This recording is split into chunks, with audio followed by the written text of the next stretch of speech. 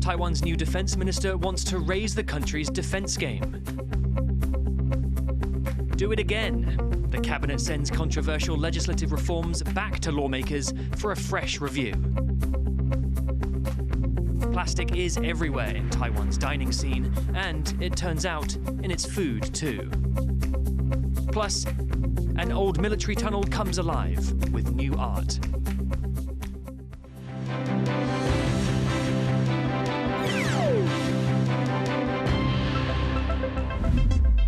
A warm welcome to TaiwanPlus News. I'm Reece. Taiwan's new defense minister is making the country's security a top priority. But with no prior military experience, it remains to be seen whether his proposals will be taken seriously. Jaime Okan reports. Traditional bayonet training will soon be a thing of the past for Taiwan's military. In his first report to the legislature, newly appointed Defense Minister Wellington Koo said that the Army would scrap this outdated practice and instead focus on more realistic combat preparation. 逐一要检讨哪些部分，那我们用减法的方式来取消，那专注于这个人员装备训练这个部分的战训。 Taiwan's military is currently trying to modernize its armed forces and equipment. Faced with the threat of invasion by China, Taiwan has extended mandatory military service, developed state-of-the-art missiles for coastal defense, and continues to invest millions into advanced systems like U.S. F-16 fighter jets. On Thursday, the U.S., Taiwan's largest weapons supplier, approved $300 million worth of maintenance equipment for the F-16s, specifically Taiwan's most advanced variant of that aircraft, the Block 70. 或许之中它有一些零附料件是可以互通的，但是它也有相当多的这个零件啊是专属 F-16 Block 70的。那为了要准备接收 F-16 Block 70战机的话，我们也必须要先在国内进行 F-16 Block 70战机的一些消耗性零附料件的这样一个储备。 Only a few weeks into the job, Wellington Koo is already aiming to make sure Taiwan's troops are combat ready at all times. But he may need to prove himself for this new role. Unlike most of Taiwan's previous defense ministers, who are usually retired generals, Koo has no previous military experience. But given his last role as head of the National Security Council, Koo is familiar with Taiwan's defense needs. And his civilian background could be a benefit as well, helping pave the way for more transparency and communication in the military. Hopefully, now that there is someone who is a civilian and no military experience, those types of things will come about. That's my wish list. I don't know if that will happen, but it is refreshing to get back to true civilian control of the military or leadership in the MND. With more U.S. weapons on the way and more military exercises planned, Wellington Koo is hitting the ground running. But how he'll balance his relationship with the military while still ensuring its modernization might be a tougher task. Chris Ma and Jaime Okan for TaiwanPlus. How to improve the country's maritime safety has been the focus of discussion in Taipei at a special conference organized by the country's Ocean Affairs Council. Security experts from around the world are at the event to give their insights. We go back to Jaime Okan for more. Maritime security and protection of sea lanes is one of the most important areas for Taiwan's defense, as it is an island nation. That's why Taiwan's Ocean Affairs Council has organized a group of naval security experts from almost a dozen countries. But this conference comes just 2 weeks after China conducted large-scale exercises in response to the inauguration speech of newly elected President Lai Ching-te. The exercise saw China's Navy surround Taiwan with military ships and focus on operations near the main island. But at the same time, China utilized its Coast Guard to harass and put pressure on Taiwan's outlying islands. Analysts say it's these kinds of gray zone tactics that are posing a new challenge to Taiwan, as it now has to deal with a variety of threats. China's numerical advantages are more severe because it can put so much force on the scene. And eventually Taiwan is going to have to make some difficult choices. It can't be everywhere all at once. So the Taiwanese government will have to decide where does it really need to hold the line and push back, and where does it need to adapt. Experts here say that Taiwan should be playing a more active role in areas like intelligence sharing and communication. But the message here is that Taiwan isn't alone in maintaining security in the Taiwan Strait, and that can rely on other like-minded partners in the region. Alex Chen and Jaime Okan in Taipei for TaiwanPlus. A controversial reform bill that triggered fistfights among lawmakers and huge protests on the streets is being sent back to the legislature. The cabinet is requesting the bill be reviewed, saying it is unconstitutional. Joyce Tung explains. After dramatic fights between Taiwan's lawmakers to pass an opposition-led legislative reform bill, the country's executive branch is sending it back. 比对之后，我们再一次的确认，条文的内容有违宪，也有窒碍难行之处，所以我们依宪政的秩序跟设计，提出复议。 Taiwan's premier is calling on the legislature to reconsider recently passed amendments, which opposition party lawmakers say aim to improve government oversight. The cabinet has called some clauses unconstitutional and is now waiting for President Lai Ching-te's approval for their motion. 总统收到了行政院的复议理由书之后，将会审慎评估，再做出妥适的决定。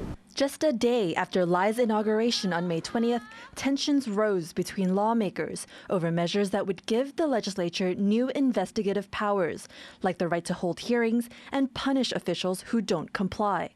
The ruling Democratic Progressive Party accused the opposition Kuomintang and Taiwan People's Party for using their combined majority to force the bill's passage without the usual clause-by-clause discussion. Viewing the reforms as harmful to Taiwan's freedom and democracy, tens of thousands of people protested outside the legislature and around the country. In a movement dubbed Bluebird, named after the street outside the legislative building. If forced to review, the legislature must re-vote within 15 days. The Kuomintang's caucus whip warned the premier to think twice about the move. 如果复议不成功，请问卓荣泰院长，你愿意负政治责任辞职下台吗？请不要把这个当儿戏。 Meanwhile, DPP lawmakers have said they would challenge the bill at the Constitutional Court, a last resort to override the changes to the law. Depending on what President Lai decides, this legislative floor could be seeing more dramatic brawls break out over these measures to expand legislative power. Now, Lai cannot directly veto these bills since the president does not have such power here in Taiwan. But what could happen is that if the cabinet's request goes through and if the legislature fails to hold a vote within 15 days, this contested bill could be blocked without having to go through court. Patrick Chen and Joyce Sin in Taipei for TaiwanPlus. Taiwan is warning its citizens to be cautious when traveling to China. That's after a member of a Taiwanese tour group was detained, the first time that's happened. The person was held for several days and wasn't released until days after the rest of the tour group returned to Taiwan. The reason is still being investigated. The government says the risk of being detained has increased since China expanded national security and anti-spying laws. Authorities say deaths in Taiwan from the drug mephedrone rose dramatically last year.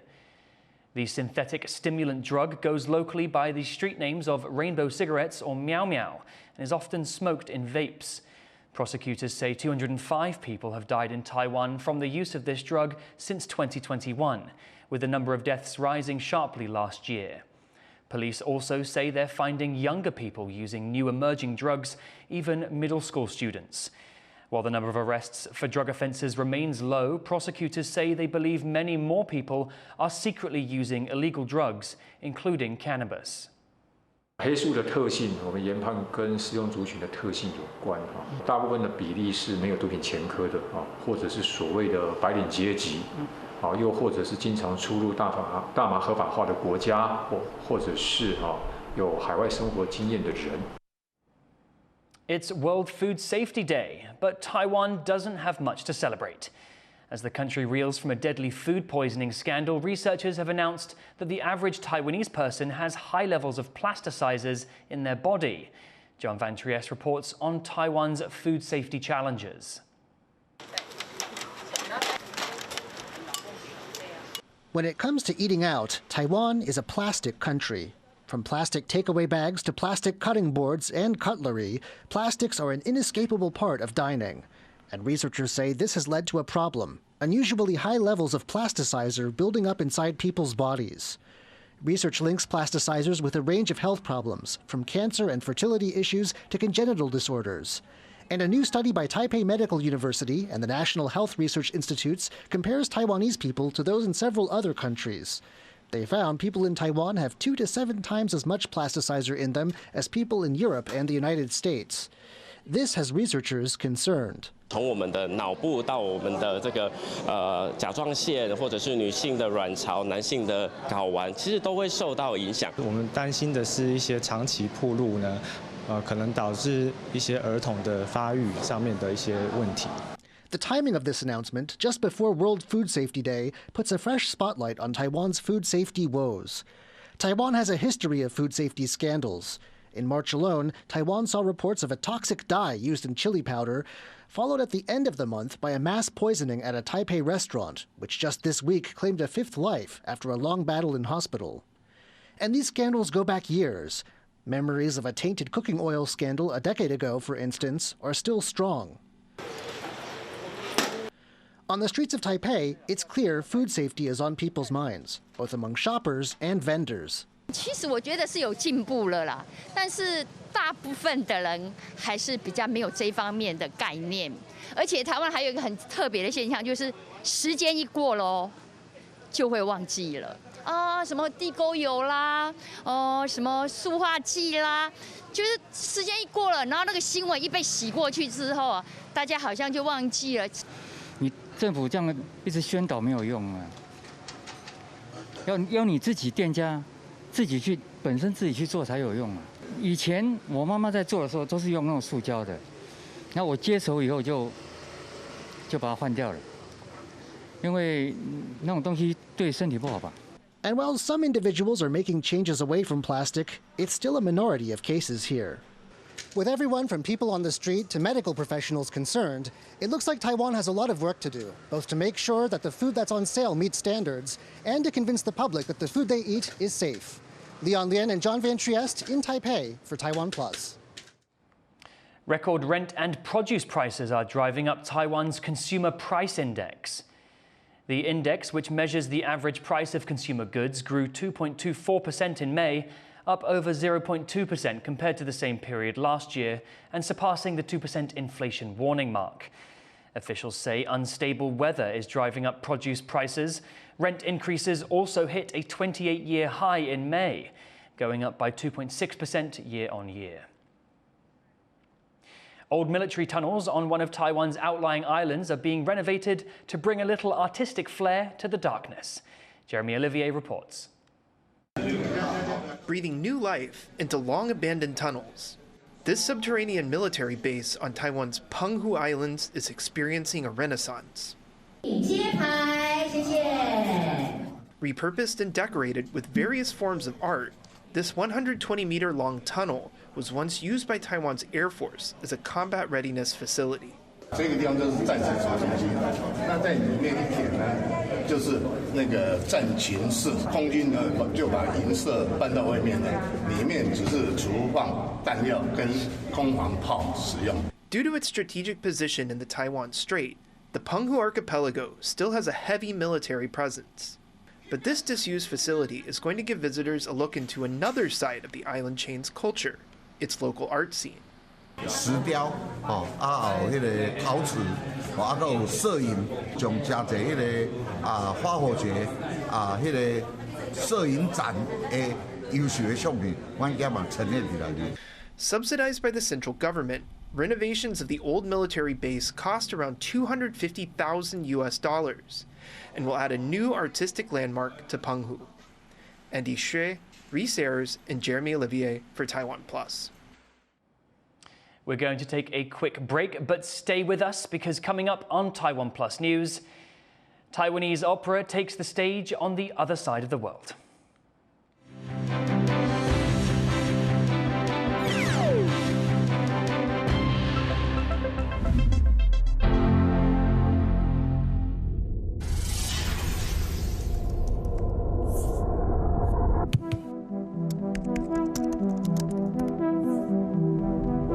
Some stores have been sold out of items like hand sanitizer and face masks for several weeks, but now hygiene... One item that no one really can seem to find right now is toilet paper. CBS's Mike George takes stores like Costco to put a limit restriction on other items. Struggling to keep In 322 BC, Athenian orator Stratocles spread news that Athens had triumphed over the Macedonian general Antipater to win its freedom.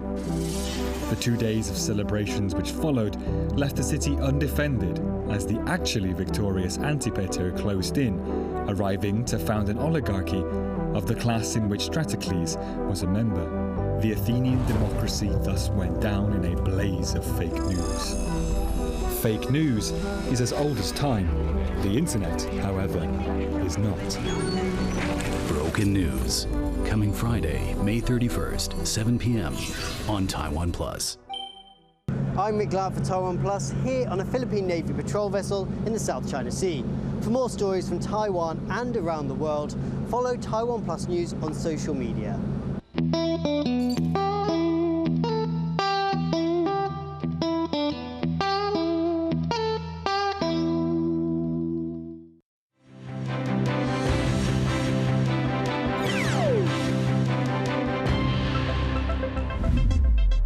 Welcome back. You're watching TaiwanPlus News.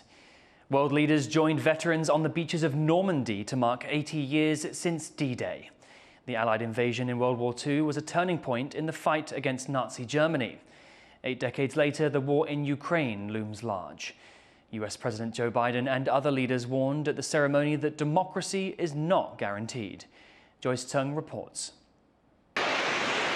French, British, and U.S. Air Force planes take to the skies over Normandy to mark the 80th anniversary of D-Day. 20 heads of state, including U.S. President Joe Biden and German Chancellor Olaf Scholz, joined French President Emmanuel Macron for the ceremony, which saw a standing ovation for a special guest, Ukrainian President Volodymyr Zelensky. Russia's invasion of Ukraine was the largest attack on a European country since World War II, and the war has been raging for over 2 years. In his speech, Macron reiterated that France and its allies stand with Ukraine. Soyons dignes de ceux qui débarquèrent ici. Votre présence ici en ce jour, Monsieur le Président d'Ukraine, dit tout cela. No Russian official was invited to the ceremony, despite the Soviet Union's decisive role in the Nazis' final defeat. 8 decades ago, over 150,000 Allied troops stormed the beaches of Normandy, opening a vital new front in the war to liberate Western Europe from Nazi rule. It remains the largest amphibious invasion in history. Around 180 surviving veterans, many of them over 100 years old, gaze over the shores once more. We are so glad that we won and we're able to have peace for the rest of our lives.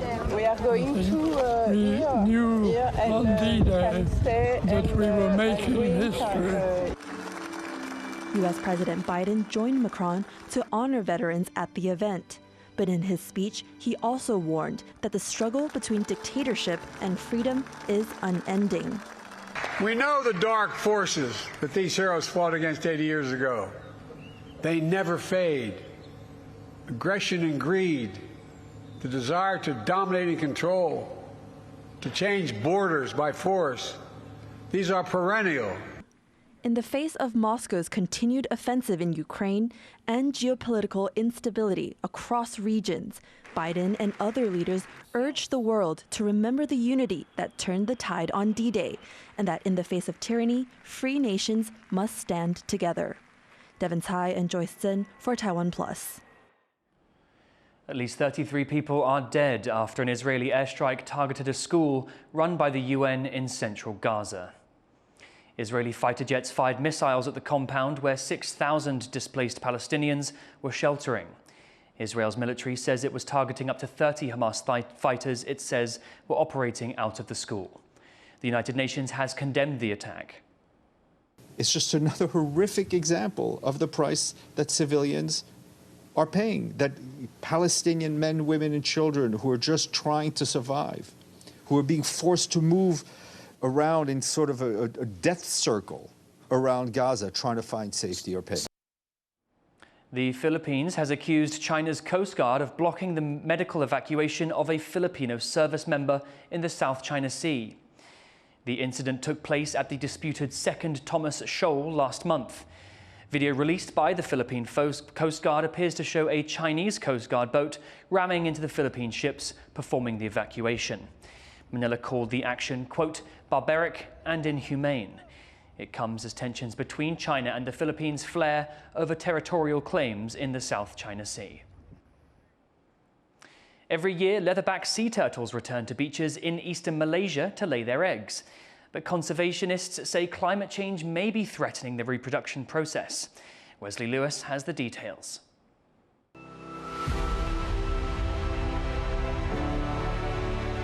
It's mating season for leatherback sea turtles in East Malaysia. Every year, the turtles swim here to lay their eggs on the soft, sandy beaches. But recently, conservationists have been moving newly laid eggs to incubate in cooler conditions. They worry that climate change and rising temperatures could threaten the endangered species' delicate reproduction process. 我们自己本身呢，都会觉得那个在太阳底下晒得蛮热，但是我们我们都会尽量说让那些巢穴是在那个树荫底下这样子，去确保它的温度是在阴凉的地方，也确保它不要曝晒这样子。Conservationists have noticed fewer male baby sea turtles these past few years. They say the hatchlings are very sensitive to temperature, and climate change may skew the population's sex ratio. Basically, 28 to 30 degrees Celsius is where we have a mixed sex ratio. Anywhere over 30 degrees Celsius of an average incubation temperature is going to push you into 100% female biased hatchling production. And anywhere closer to 28 and under, you're going to have the opposite effect of a male biased. In recent decades, the average sea surface temperatures around East Malaysia have been approaching 30 degrees Celsius. To ensure the ideal temperatures, conservationists have been placing eggs in shadier tree-lined locations on the beach and using fresh water to cool the nests. Scientists say keeping the eggs incubating on the beach is better than moving them to artificial lab incubators. Jika kita mengeramkan telur penyu di dalam satu inkubator khas, sebenarnya dia akan mengganggu kefahaman penyu tersebut mengenai medan magnet bumi ketika itu. Dan kita risaukan jika kita menghasilkan induk-induk penyu ini, jika kita lepaskan di lautan, mereka akan kehilangan arah dan mereka tidak tahu mahu berenang ke mana. Scientists worry that if the turtles aren't familiar with the beach where they hatched, then they may not return there to nest when they reach adulthood. For the time being, beach sand is still the best incubator. But as climate change worsens, East Malaysia may experience the effects of unusual weather phenomena like El Niño, making the beaches here unsuitable for sensitive sea turtle hatchlings. When El Niño occurs, this trade wind will get weakened, meaning less moisture will be transported to our region. In some severe situation, this trade wind, the direction will get reversed, meaning instead of bringing moisture to our region, it took away our moisture and bring it to the Pacific Ocean. For now, conservationists are doing their best to mitigate the effects of climate change by creating safe and cool nurseries for the turtle hatchlings. As these baby sea turtles take their first steps toward the ocean, scientists are hoping their conservation efforts will ensure a healthy future for the young leatherbacks. And hopefully, they too will return to these beaches to lay their own eggs. Klein Wong and Wesley Lewis for TaiwanPlus. Traditional Taiwanese theatre has made its way to the European stage, where one opera troupe is showcasing a haunting performance at the Prague Fringe Festival. The Whisper of the Waves. A performance art piece by a Taiwanese opera troupe has made its way to Europe, the first from Taiwan to perform at the Prague Fringe Festival. I think because there hadn't been a lot of Taiwanese theatre in the Czech Republic generally, for me it was really important to do that. Our last mayor was a huge fan of Taiwan, Mr. Zub, and he visited several times. So the country loves Taiwan, and we really want more Taiwanese productions and art to come here. The annual event, hosted in the Czech capital, showcases a range of performance arts, from comedy to cabaret. This year, Taiwan's Shinehouse Theatre is using traditional Taiwanese theatre to tell stories of love, death, and disaster. 从2020年开始到2022年，整个全球人类其实面临到了一个很大的灾难。那这个灾难是疫情。在这个过程之后，我们开始思考的是我们要如何好好的过好我们余下的生活。当我们生命持续前进的时候，怎么样可以去在未来可以做更好的铺垫，或者是避免这样的灾难再来的时候，我们可以更勇敢，不害怕。The troupe has performed this show around the world. It deals with themes of loss and revenge, using the destructive forces of nature to drive its narrative. 我们所呈现的生或是身体，其实是属于过去的记忆或是片段。那我们脸上的妆其实有一点像是在海上，可能在经过了一个洪灾之后的被刮伤的一些痕迹。 For European audiences, the performance provides a rare insight into a distant culture. Oh yeah, it was really interesting. Very Taiwanese or Taipei city topics, I feel. Yeah, it feels like simple people, like everyday life struggles. And for this Taiwanese troupe, it's a chance to share their traditional style of theatre with new audiences. Justin Wu and Reece for TaiwanPlus. Thank you for watching TaiwanPlus News. You can visit the TaiwanPlus website or follow our social media for more stories from Taiwan and around the world. Finally, take a look at the I Light Art Festival in Singapore. I'm Reece. Take care and we'll see you next time.